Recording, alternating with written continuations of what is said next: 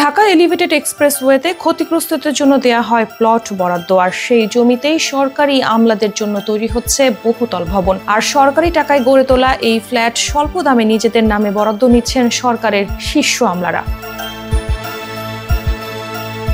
সম্প্রতি প্রথম আলোর এক প্রতিবেদনে উঠে আসে ঢাকার উত্তরায় সেতু কর্তৃপক্ষের পুনর্বাসন প্রকল্পের আওতায় নির্মিত বিলাসবহুল 3টি ভবনের 140টির বেশি ফ্ল্যাট বরাদ্দ দেওয়া হয়েছে, যার সবগুলোই পেয়েছেন সচিব ও সচিব পদমর্যাদার বিভিন্ন কর্মকর্তারা। যদিও প্রকল্পের মূল উদ্দেশ্য ছিল ঢাকা এলিভেটেড এক্সপ্রেসওয়ের জন্য জমি হারানো ক্ষতিগ্রস্তদের পুনর্বাসন, অথচ সেই জমিরই একাংশ দখল করে সচিবদের জন্য নির্মাণ করা হয়েছে পদ্মা, মেঘনা ও যমুনা নামের 3টি ভবন।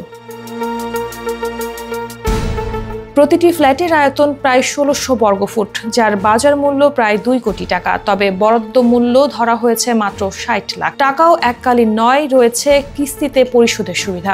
টিআইবির নির্বাহী পরিচালক ডক্টর ইফতেখারুজ্জামান এই বরাদ্দকে বলছেন রাষ্ট্রীয় ক্ষমতার নগ্ন অপব্যবহার। ফ্ল্যাট প্রাপ্তদের তালিকায় রয়েছেন সাবেক মন্ত্রী পরিষদ সচিব আনোয়ারুল ইসলাম, সাবেক গভর্নর আব্দুর রউফ তালুকদার, মুখ্য সচিব আহমেদ কাউসার এবং আরও অনেকেই, যারা বিগত আওয়ামী লীগ সরকারের ঘনিষ্ঠ হিসেবে পরিচিত। বিষয়টি তদন্ত করে অনিয়ম পাওয়া গেলে ব্যবস্থা নেওয়া হবে বলে জানিয়েছে সেতু মন্ত্রণালয়।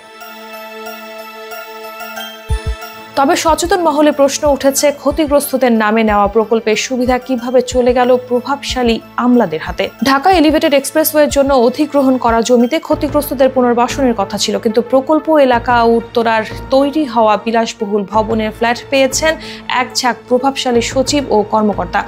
বাজার দর 2 কোটির বেশি হলেও এসব ফ্ল্যাট বরাদ্দ দেওয়া হয় মাত্র 60 লাখ টাকায়, তাও আবার কিস্তিতে। ফ্ল্যাট পাওয়া ব্যক্তিদের তালিকায় আছেন সাবেক সচিব ফাতিমা ইয়াসমিন, সেলিম রেজা, মইনুল কবির, জুয়েনা আজিজ, মুসলিম চৌধুরী সহ প্রশাসনের শীর্ষ পর্যায়ের অনেকে। এমনকি একান্ত সচিব, দেহরক্ষী এবং জনসংযোগ কর্মকর্তারাও বাদ পড়েননি।